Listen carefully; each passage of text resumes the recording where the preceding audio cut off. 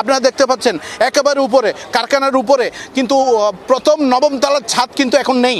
নবম তলার ছাদ কিন্তু এখন নেই। আপনারা দেখতে পাচ্ছেন নবম তলার ছাদ সম্পূর্ণরূপে ধসে গেছে এবং অষ্টম তলার ছাদও প্রায় ধসে গেছে।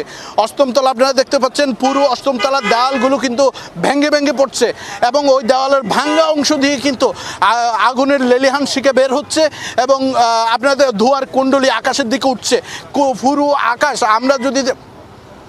আমরা আমাদের সহকর্মীকে একটু বলবো আকাশের দিকে একটু দেখাবেন আপনি দুয়ার কুণ্ডলী কিভাবে পুরো আকাশ কালো হয়ে গেছে, কারণ এমনভাবে দাউ দাউ করে জ্বলছে যেগুলো তোষের আগুনের মতো করে।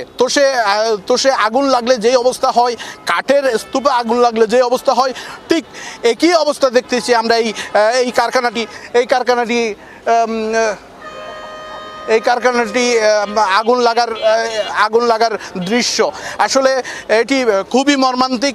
এই ইপিজেডের মতো একটা জায়গায় এত বড় একটা অগ্নিকাণ্ডের ঘটনা আসলে খুবই মর্মান্তিক, খুব দুঃখজনক এবং বিপজ্জনক। কারণ এখানে যেগুলো কারখানা আছে এই কারখানাগুলোতে তাদের উৎপাদনের জন্য, পোশাক উৎপাদনের জন্য এই পোশাক কারখানাগুলোতে নানা ধরনের কেমিক্যাল থেকে থাকে। একমাত্র স্মার্ট সিটি বসুন্ধরা, আধুনিকতায় এক ধাপ এগিয়ে।